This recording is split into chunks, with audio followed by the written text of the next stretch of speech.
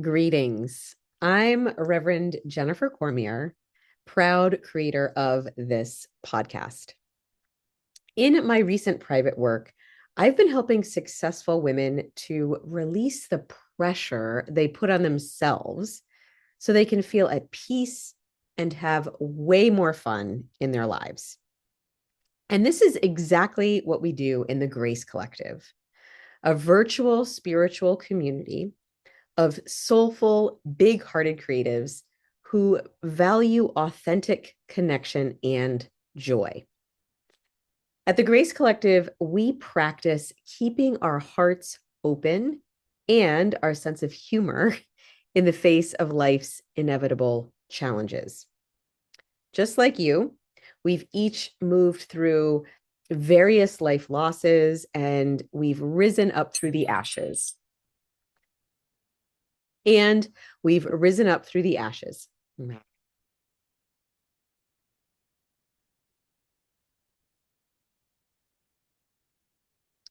Greetings. I'm Reverend Jennifer Cormier, ceremonial artist and proud creator of this podcast.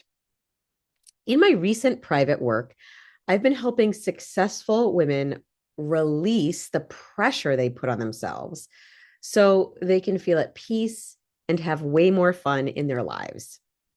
This is exactly what we do at the Grace Collective, a virtual spiritual community of soulful, big hearted creatives who value authentic connection and joy. At the Grace Collective, we practice keeping our hearts open and our sense of humor in the face of life's inevitable challenges. Just like you, we've each moved through various life losses and we've risen up through the ashes.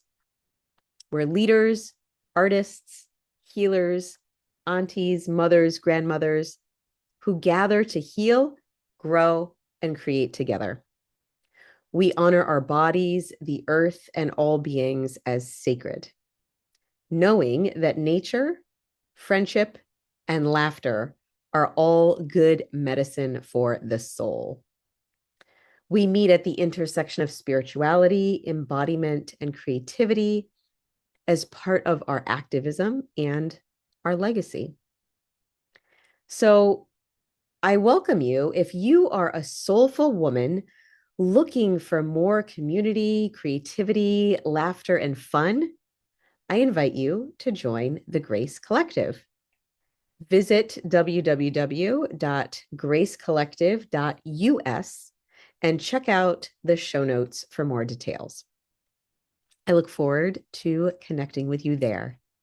Until then, I send warmth and gratitude from my heart to yours.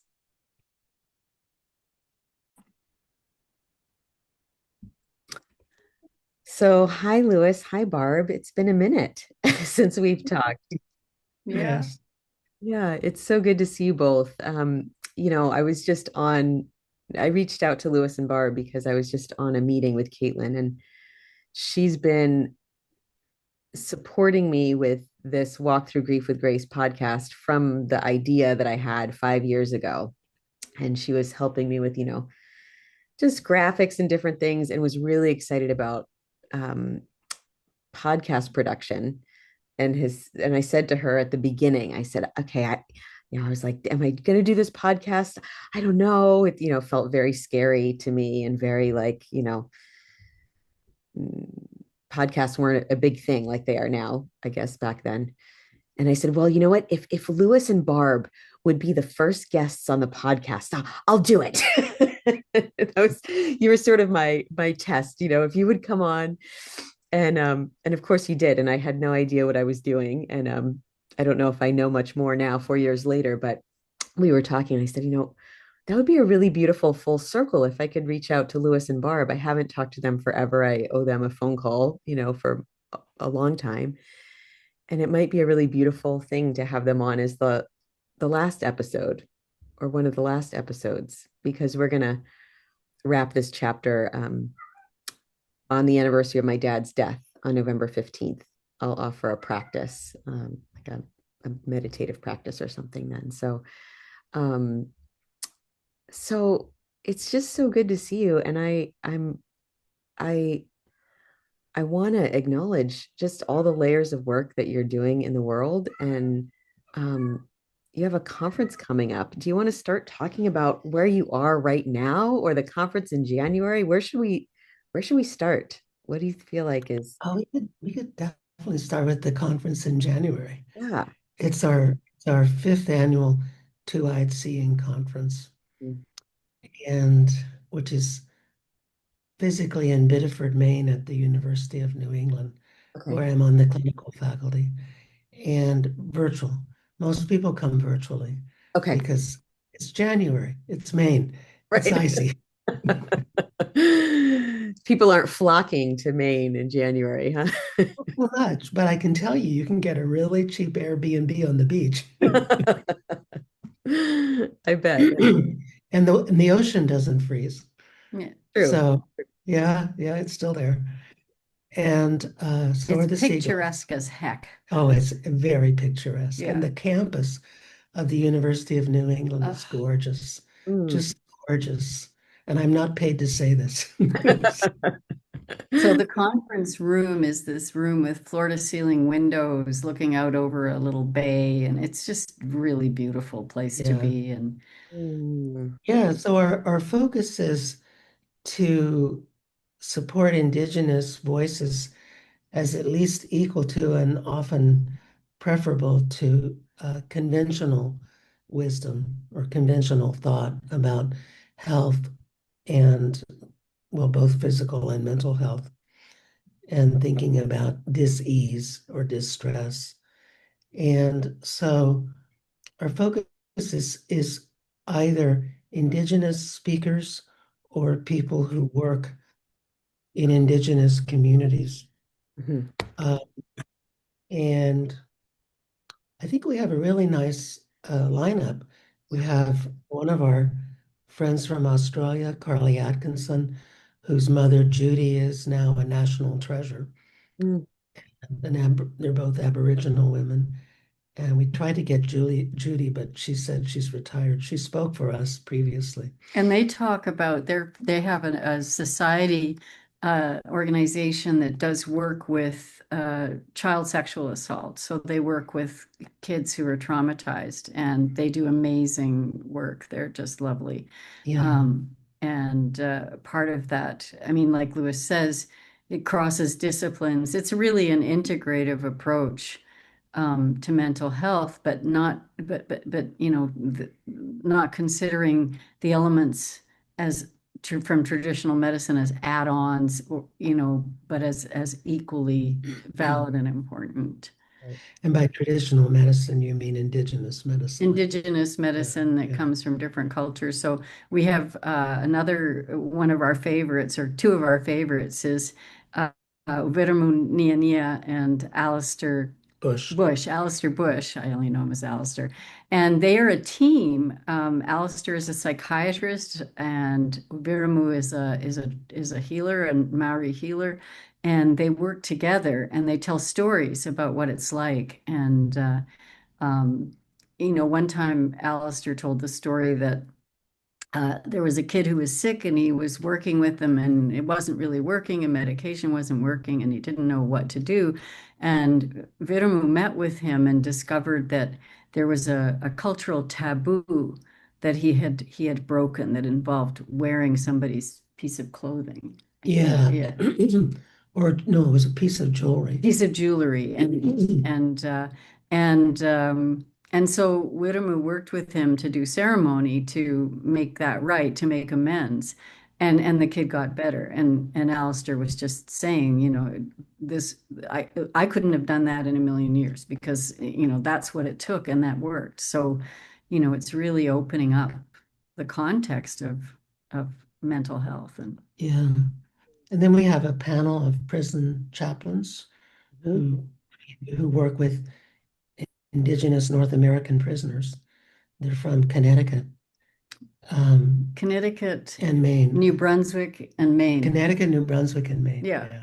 And Okay. that should be really interesting. yeah. And we have a panel on um, barriers to mental health access in Maine for the Wabanaki people, who are the indigenous people of Maine. Mm. And who else is coming? Oh, we have a famous Ayurvedic person who treats cancer, um, Dr. Bhattacharya, Bhattacharya, yeah. Bhattacharya, who goes back and forth between New York City and Mumbai, and has quite a following. And it turns out that she and I took a walk together in the 90s, and I encouraged her to finish her medical residency, and she did. So that's a funny story. That was in New York City. Um, so we have a lot of really cool people. We have some local people. Lisa Saka Basin, who's the CEO of the Wabanaki Public Health and Wellness, and we have Darren Ranko, who's the chair of Native Studies at the University of Maine, Anne, and oh, Ann Waters, yeah. who's a author and famous philosopher, um, who is Indigenous and teaches at State University of New York at Binghamton now. She used to teach in Arizona, but I think Binghamton made her a better offer. And what's she talking about? She's talking about indigenous thought, indigenous philosophy. And then we have Lewis, who you may not know, spoiler alert, has just finished another PhD in Indigenous philosophy. The idea of what happens when you bring Indigenous philosophy of mind into psychiatry. So very, very on target. And so I think we're fortunate that it'll be one of his first talks after his graduation. So I'll be yeah, PhD squared. PhD squared. Yeah. Scared. I'll have to So add that to your bio. yeah. Wow. Yeah. I just have always been kind of in awe of how Lewis can just be in a space with so much calm and focus and then take a 10-minute break and work on a PhD Mhm. or a book or something and then come back and hold space for all the people I'm Mhm. learning about. And in a great way of really honoring that idea that you don't speak for people and that you listen, that kind of deep listening, which is one of the very first principles, the idea that you listen without judgment or interpretation to their story. And it can be very difficult. I know people that I work with because I work as a therapist in a clinic that serves a lot of the tribal people, and it's very hard not to give advice. Mhm. It's very hard to listen and let people guide you into what's going on for them, and to really radically listen to the way they're framing their story without feeling like you need to jump in and correct it or change it, or just hearing out what people are saying. Right. Yeah, that deep listening, it feels like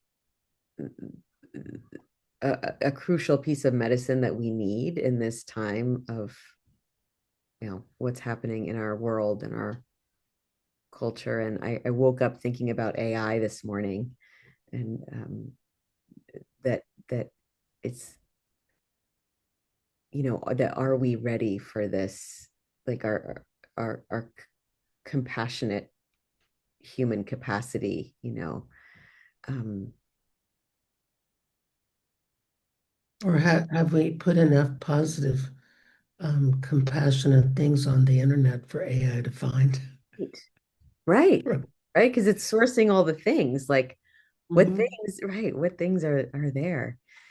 So it's still up to us to keep pumping out more compassionate, good Passionate, stuff. good stuff. So the more we pump out, the more AI is likely to pick it up. Pick it up. Yeah, to pick it up. Because it So, can't create on its own, it can only summarize and abstract, and I mean, which it does very well, right, but it cannot yet generate new ideas. right, So that's up to us still. right, right. So as Temporary. right. So this two-eyed seeing conference, you've got all these amazing folks from all over that are coming. Um, and this can be attended in person or virtually. People are coming from all over the world. And I know anyone can come, and you can also have a professional hat and receive some continuing ed kind of things. Would you just Right. like, if I'm just a person listening and I'm just curious, I'm really interested in this, but I'm not working professionally, I can come. And would you just share like who it might be for? Well, really, I think it's at a level where anyone can benefit. Mhm. And I don't think none of the talks are highly technical. Really, we're looking at culture, Yeah. culture entering into healthcare and spirituality entering into healthcare. And even the talk on, well, the most technical talk we have probably is the Ayurvedic treatment of cancer talk. Mhm. And that's fascinating anyway. Yeah. And so what? You don't know all the herbs that she might bring up. Well, you could write them down. And all of the talks will be recorded for later viewing and also transcribed so that you can read, you know, what she said and look it up. So that's probably the most technical talk. Um, Last year, we had the Ayurvedic people came. One of our board members, Josie Conti, has been studying Ayurveda. She's a osteopath MD, and she's been on a path to learn Ayurveda, and she's just opening her own practice. And in the description for the practice, she talks about, come and engage in wellness sort of discussion and which may include rubbing you down with warm oil with herbs soaked in it, depending on your type, your energetic type. And it just, just thinking about that healing idea, that idea that there's a reason for you to lie there and have somebody rub warm oil on you with things is just a different frame for medicine. So honestly, the conference sort of gets people curious or engaged in ideas that are healing without thinking that they're just something that you would do at home afterwards with it. This is imagine a doctor's office saying, come in here, lie down on the table and let me work on your body in a whole different way. So it's, I think it's a very timely idea, and it seems to be something that people engage with. So regardless of the scope of their knowledge, it's pretty accessible. It just says, hey, why not? Let's look at all the different pieces and what if we liked people? What if we weren't trying to just turn them into commodified units of participation in a centralized medical health schema? What if we were actually, saying, "Hey, let's work with this. Let's see what Well, comes and out." I've gained a new sense of compassion for the psychiatric hospital in which I work because I've come to understand that they're doing the best they can do under the assumptions and guidelines of capitalism. Ugh. And um, they can't change that. Like it would take all of us, not just leadership of the hospital, to change that. And so, um, under the framework of capitalism, we admit, you know, children. Um, we work with their We can work with their families half hour a week, and we're supposed to fix them with medications. But what they really need is intensive family therapy in their homes every day. Yeah. But but no one pays for that. And the family therapy that they can get after discharge, um, you only need a high school diploma to do it. So you need no training to do what you need the most training to do, because that's how the capitalistic healthcare system is structured in terms of payment. And Mm. so I just get, I just gained a new sense of compassion for, our leadership is doing the best they can do in an impossible situation. And We can hold them in our metta meditation for the day. May they be well and happy and free from suffering. They have a lot that they're up against. There is a really interesting. It started with two women who are Australian.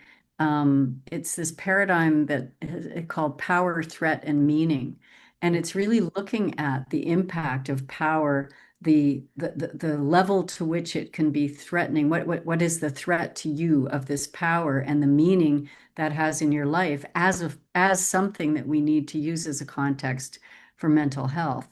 And for some of us that might seem obvious, but now it's sort of this idea of integrating that into psychiatric treatment, which I think is a very timely notion, because I think a lot of people just at the moment are really feeling the kind of instability of the decision making going on around us, and being frightened. right, right. Certainly, a lot of people are feeling more frightened in the United States than in recent years ever before. So, if you are a woman who on the outside is doing okay, you're going through the motions, you're looking pretty functional, but inside there's a quiet heaviness around the state of our world right now. And you might be feeling exhausted from holding it all together. Life might be feeling pretty serious right now. You've been supporting others, you've been managing logistics, you've been keeping things afloat, but you are needing some nourishment yourself. And you might be missing that spark of joy right now in your life. So, I want to offer you a special gift. Even if this podcast isn't actively running, I'm going to keep some spots available on my calendar weekly for a special joy jumpstart call. This is for you if life is feeling like it's gotten too serious. You might feel stalled in your work or your creative projects. And the state of the world might feel like it's stolen some of your playful spirit. So it's time to get that back, because your family, your activism, your work, it needs all of you. So in 15 minutes, we won't solve the woes of the world, but here's what I can offer you: a short personalized practice so you can come home to your heart and your body, so you can release a layer of mental tension, get a fresh perspective, and I will be giving you one personalized mini ritual so that you can align your system with joy again. And so you can walk away feeling a little bit lighter. So if this sounds good to you, I invite you to check out the show notes and find my calendar link there for your Joy Jumpstart call.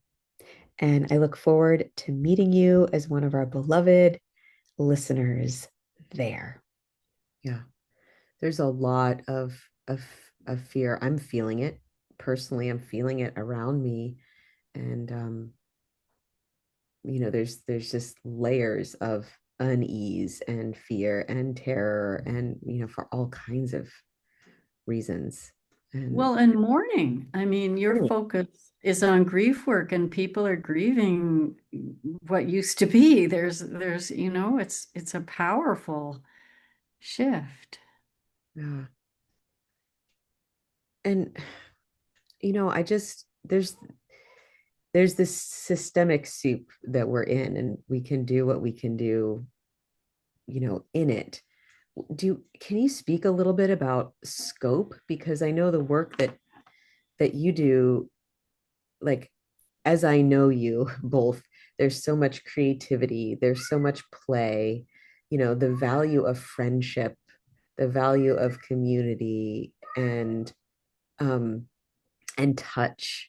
You're just talking about the Ayurvedic practitioner, like, come in and let me anoint you with oils, right? Which, when you have a particular license and you wear a particular hat, there's particular scope you're supposed to practice under, right? And it's like, okay, I have to step out of this office with this hat and then I have to step over in this room with this hat, and then I can do these things. Could Mm. either of you speak to like, and obviously Coyote, it's like how can you dance around the the what is the structures that are, but would you just speak a little bit about, because I'm sure there are folks here listening who are really struggling with with that, and how have you navigated that in your work?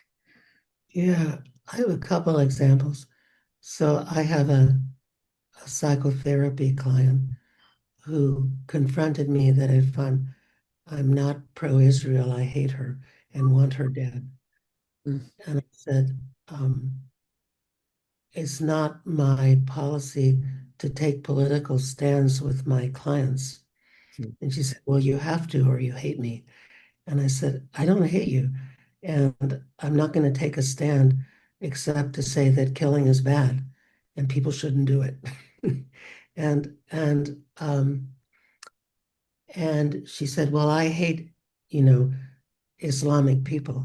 And I said, well, that's a stand I'm going to take with you, that hatred is wrong, that um, it's wrong to pick out a whole group of people and to say that you hate them, mhm, because um, all of the research shows that the in-group variation is far greater than the variation between groups.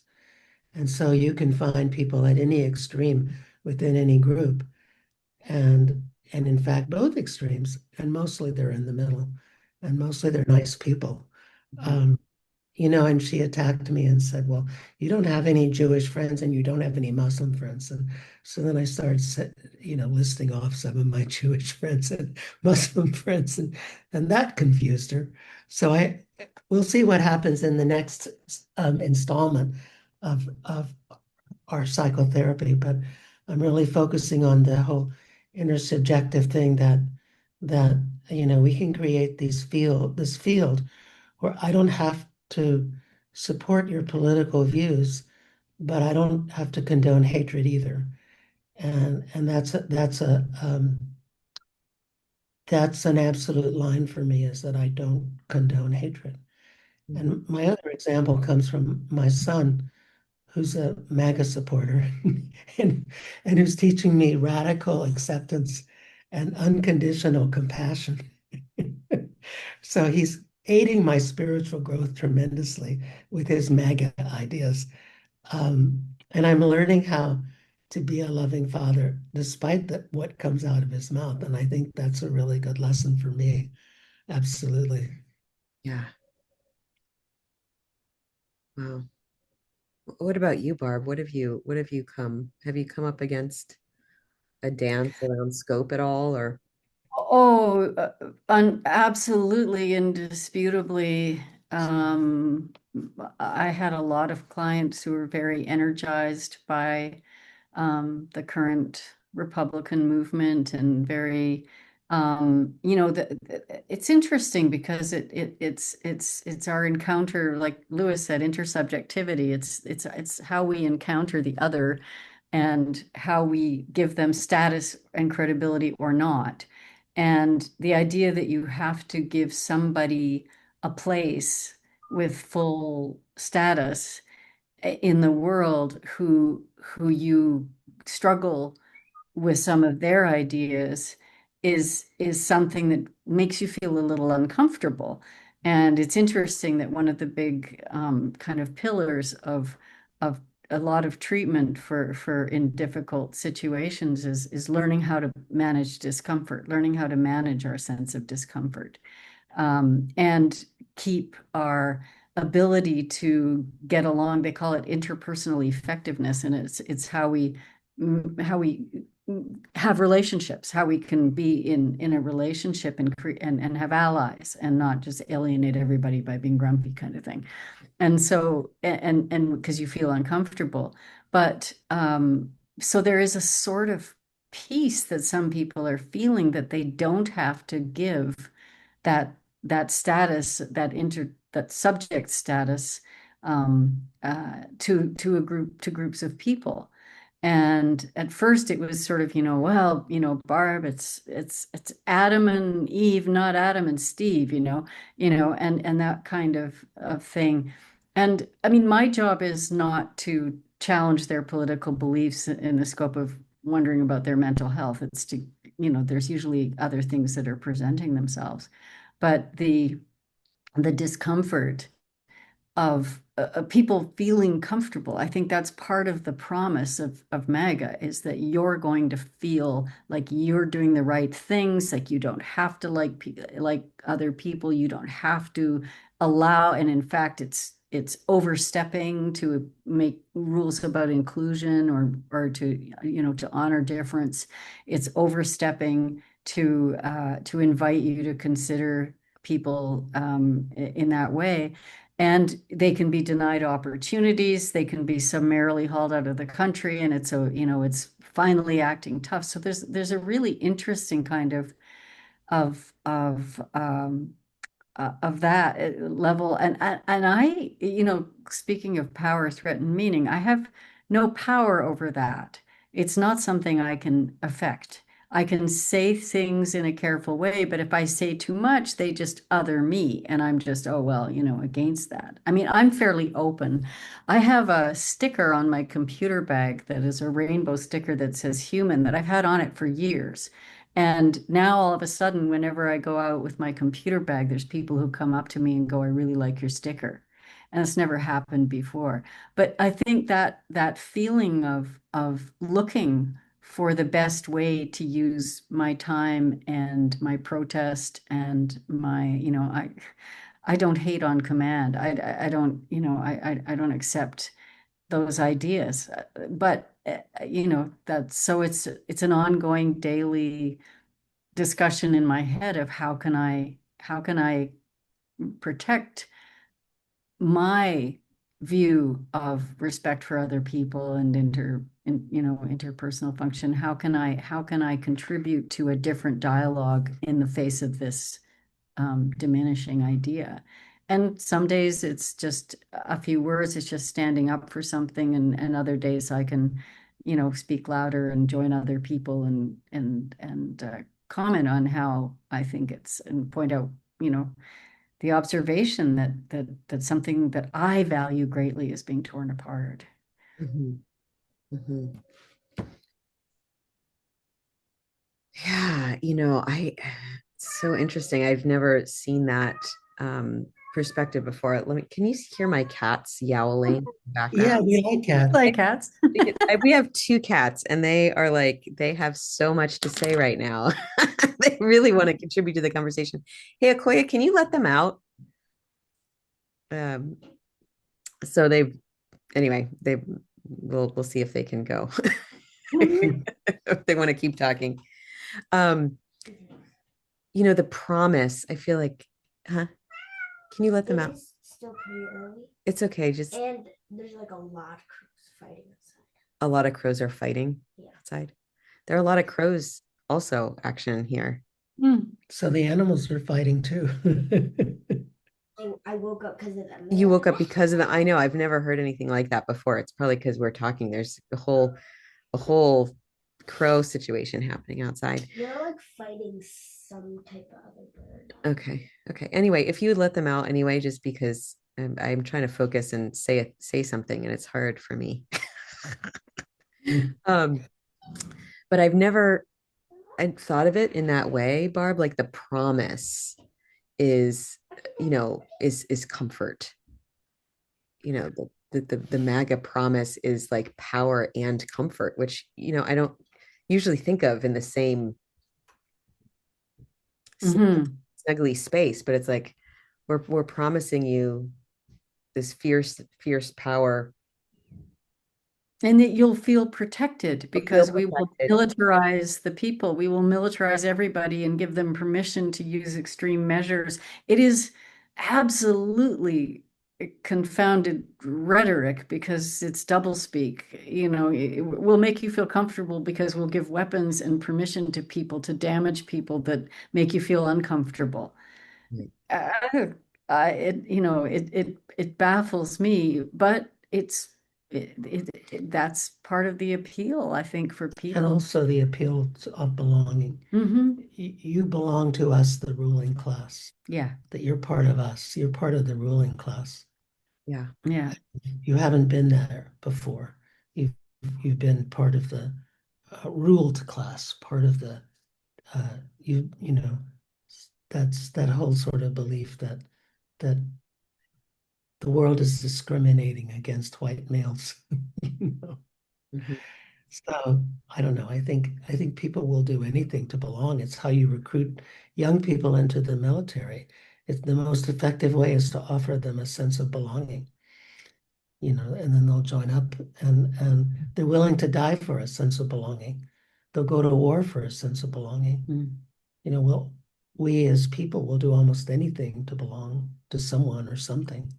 Yeah. Whereas we're going to promise you that you're going to feel uncomfortable and grow from that, which doesn't sound nearly as Which appealing. It doesn't quite that have just sounds that. like it sucks. Like, I don't want to be uncomfortable and grow. Like, oh, Yeah. I don't want to grow. Well, discomfort makes you grow. There's some really good stuff about that now that Anterior mid-cingulate gyrus. that's the one. When you don't understand what's going on, you have to work harder to make meaning. And so, and in fact, apparently ice baths come from the same place where your body is so uncomfortable that you spend the rest of the day trying to make things make sense and problem solve in a really good way, because our brains love to feel comfortable. We love to feel like we know the routine, we get the situation, we know what to do. And that's the thing. Talking to people who just want to feel like they get what's going on, yeah. and you're giving them a whole story of how people came illegally and took advantage of people and of you and intruded on, took your resources, and never mind, picked your food, grew your crops, took care of your children, opened shops, never mind, fought for you, translated for you in horrible regimes, gave up their lives, none of that, because that would be uncomfortable, and having to make different kinds of decisions. So it's that idea is powerful in psychology and mental health. Yeah. Mhm. Yep. Yeah, and I mean it's odd that there are people who feel so distressed by other people's sexuality. And funny story, when I was in high school, I got expelled for an interview I gave to the school newspaper. And the question was, so what do you think about gay men? And I said, I hope there's a whole lot of them because they improve my chances of getting a date by far. Wow. And you got expelled. Yeah, I got expelled. This was Ohio, this was southwestern Ohio in the 1960s. Wow. He had a pair of bell-bottom trousers, and once upon a time, his mother, who is a very good quilter, we were talking about this, and she went upstairs, and out of her box, she drew and gave to me, and I wish I knew where it was, but she gave to me this swatch of like purple cotton fabric and said, this is from the pants. She'd saved it. Yeah, I got expelled.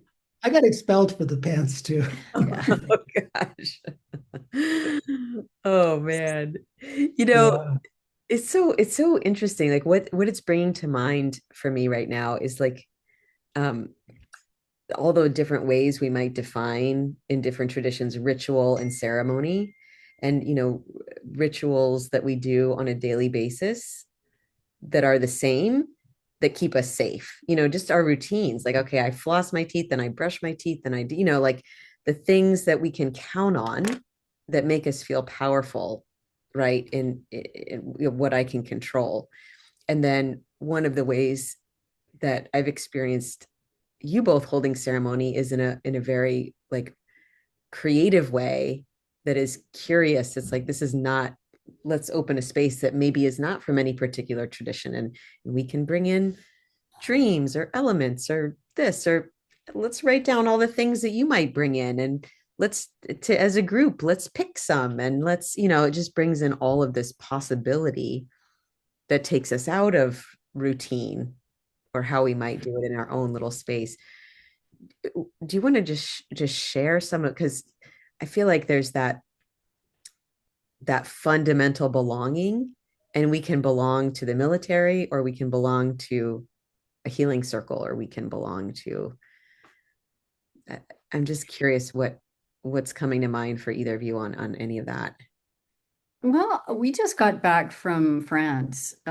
It's our ninth annual workshop in this one location, and we did it a few years with the same people. And we have a group of people there who are wonderfully curious, and we do puppets and we make stuff, glue guns and plaster and nature, and we do stuff with fire, and it's a group that has a tremendous they formed their own group over there. They have their own website. They do stuff together all the time, and it really is, they're very cohesive in this cohesive group where you can feel safe doing weird things.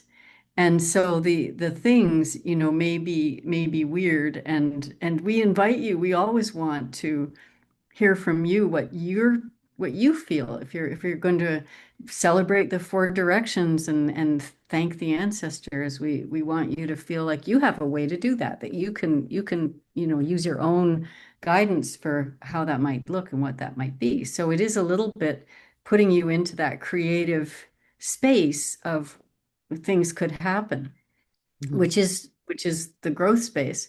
So, you can have a community committed to the idea of curiosity.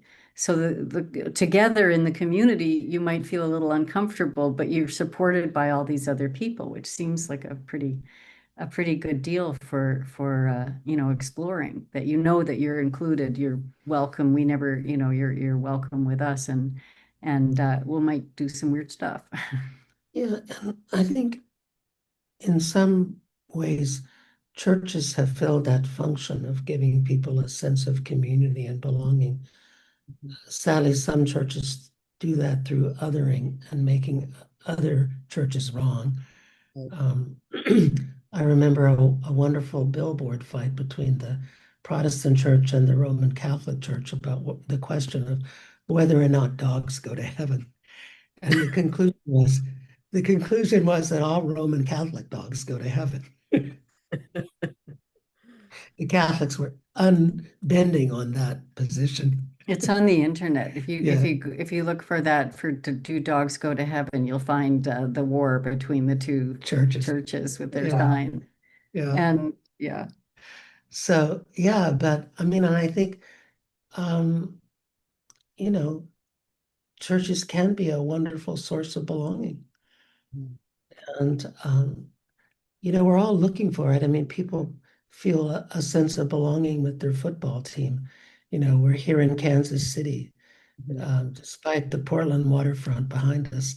And, um, our shuttle driver from the airport loves the Chiefs. Gotta love those Chiefs, and as long as they're winning, it gives people a sense of belonging. Sadly, they won't win forever. Um, they're 2-2 on the season so far, but people feel belonging. I mean, then, well, Well, that's what we were saying. The MAGA thing gives a certain group of people a sense of belonging.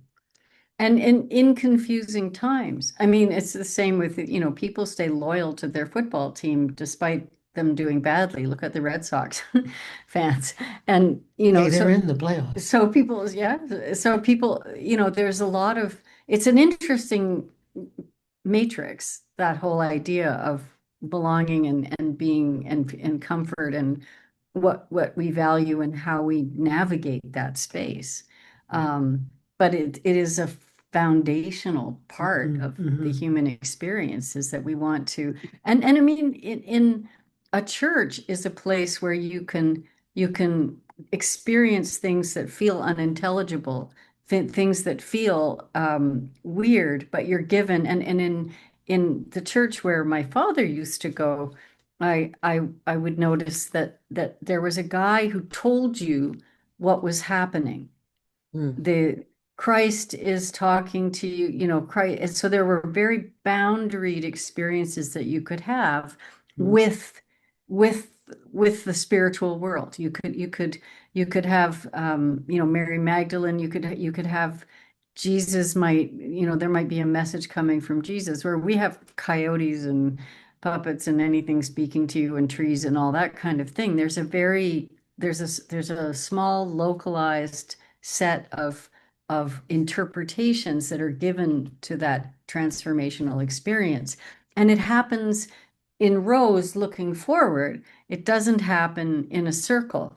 So you're not looking at all the people doing this with you. You're looking up at the guy who's telling you what the element, how to interpret the things that are going on in front of you. Well, and that's what the religions of the book and books, Islamic, Judaism, Christianity, and probably others that I don't know about, um, created intercessors that tell you what the spiritual dimension wants you to know. Mm.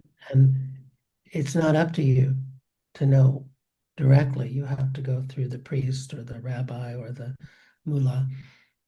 And I think for some of us, that's what appeals to us about Indigenous culture, is that you get to go directly to the source. You get to have your own conversations with the spirits. Mhm. And you might have an elder who would listen to what you've experienced and after a few days might offer some ideas to you, but wouldn't begin to tell you what it meant, you know. Right. And I suspect Buddhism is a bit like Tibetan Buddhism, at least, is a bit like that, but I don't know for sure because I don't. We have a friend who follows Tibetan Buddhism, and we tend to think alike. So I suspect they think that way too, but I don't know. Yeah, I don't know enough about Tibetan Buddhism. I know that there is a sense of um, engaging with other people. The metta meditation has a lot to teach. It's a meditation where you start by saying, with yourself. You honor yourself. May I be well. May I be happy. May I be free from suffering. And then you bring in people that you love, people that you feel neutral about, and people that you feel uncomfortable. And you offer them that same metta. You offer them that same acceptance and loving kindness. And it's a really important philosophy of interhuman communication. And it tells us really that the wise choice is to work together and honor and respect the subjectivity of other people. Yeah, So that those are the teachings that have impacted my life the most, is this kind of thing. I didn't and I feel lucky. I feel very, very lucky that I grew up with people who really cared that you thought about other people, that really cared that you were useful and did something, and not that you sat around and my dad was in the military, and he was in the Navy, and he had Pete Seeger records and Odetta records and Woody Guthrie records, and he played the banjo, and he actually kept them in a separate place in case, because it was the Cold War, and he was concerned that somebody would find them and find out the truth about how he felt. But he was an absolute, dove in terms of other people and wanting to protect. But so I think that is what we're being asked to rethink. We're being asked to rethink and to embrace an idea that we should operate power differently. mm. Yeah, it makes me think. I once upon a time I injured my knee and I went to the healer, and he told me that I'd been cursed. He told me who did it, and he said the way you remove a curse is you pray harder for that person's highest good than they're thinking about bad things for you. Mhm. So that was his instructions to me. Mhm. Mm. He was Cree. Yeah. Yeah. I always wonder after people leave the earth if they're still Cree or if they're now pluripotential. I suspect they're pluripotential, trying to decide what they'd like to come back as. Yeah. I mean, that's what if we all practiced metta, what the world would look like. So maybe that's our closing thought, for everyone is that you all should practice metta from whichever tradition you come Or from. try it and Or feel the force of it. Feel feel the the power force. of sitting there thinking of someone you have difficulty with and wishing them well and happy. And, that's They can only get better if they're happier and healthier. Right. Things can only get better. Although it's also very good for people, and you often wonder. I mean, I work with a lot of people who feel shame for various reasons, some of them completely unjustified, and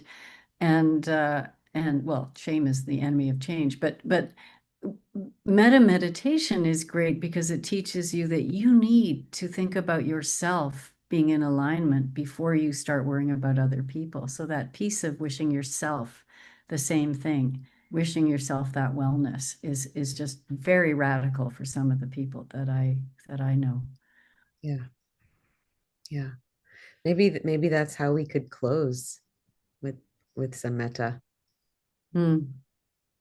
May all beings be well, may all beings be happy, may all beings be free from suffering. Yeah. Including us, Including us, our friends, our family, our dogs. our dogs. And and when I say enemies now, it's like in our perceived enemies. It's like it's Ah, all just our Yeah. perception, It's a perception of, well, how do we know what's real? yeah. Yeah. Yeah, including the dogs. May all dogs and cats go to heaven. Yeah. I'll throw the cats in the conversation. Yeah. And Absolutely. crows and Yeah. but then, then that whole, then heaven is on earth, right? Then Yeah. heaven is on earth. There's no reason there's no reason to cultivate hate. There's no reason. It doesn't fit with the idea that that we can't. We were resourcing people. I mean, it's the reasons are not towards creating understanding and a working group of people who are in the pursuit of independence and happiness. Well, and many studies have shown that cooperating and collaborating gets you much farther than competing and trying to win over someone else, winning and losing versus collaborating and creating win-win scenarios. So, and that's of course what we need for planetary survival. The raccoons are still holding out that we'll be gone pretty soon and they can take over. Yeah. Yeah. Wow. Well, before we close up, I want to make sure that folks know, how to get in touch with both of you. Um, I, I'm sure that at the beginning I've shared your books and all of, websites and all of that. We can put things in the show notes.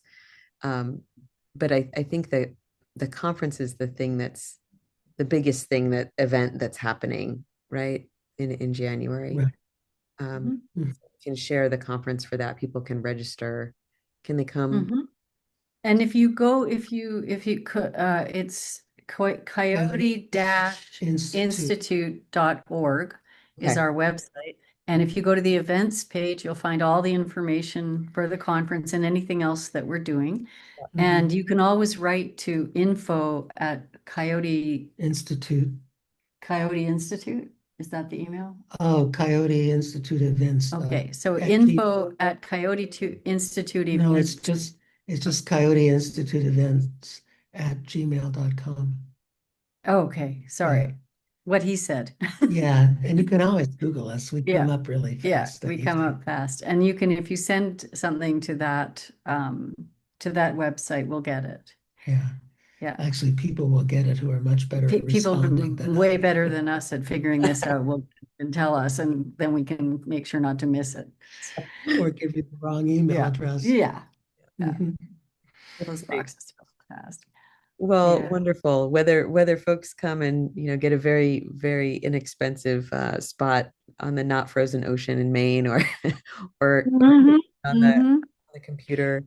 I'm so grateful for you both and all the work that you do to build bridges and see with two eyes and bring compassion. Well, thank you, and congratulations on your podcast going all these years and all the guests that you've had. So we're very grateful to be included now that you're moving to something else, and I can't wait to hear what you do next. Yeah. Well, may it all happen with some kindness. Mhm. Yeah. Yeah. Thank you both so much for your time, and I look forward to chatting with you soon. You. From the bottom of our hearts, thank you so much for being a listener to this podcast. We really want to stay in touch with you long term. So, if you don't already receive our e-newsletter, we'd love to offer you inspiration, insights, and news about how things are evolving and how we can support you on your journey. At the top of the Walk Through Grief with Grace website, that's walkthroughgriefwithgrace.com, you'll see a yellow button, and you can sign up for our free gift, and that will put you on our e-newsletter list, and we can stay in touch with you. Thank you for being here with us. Thank you for listening. You are a vital part of this podcast. You are why we are here. Let us close today by placing a hand on our hearts and a hand on our bellies, feeling our breath move through our bodies. May we feel connected. May we be at peace. May we be love. As we breathe, let us acknowledge that in this moment we are, in fact, alive, and this is a miraculous gift. Let's bow our heads gently to our hearts. Thank you for listening. Thank you for showing up. Thank you for doing something healing and kind in this moment right now. We give great thanks. We give great thanks. We give great thanks. And it is done until next time. May you walk gently out in the world and be gentle and loving with yourself. Much love from my heart to yours, and bye for now.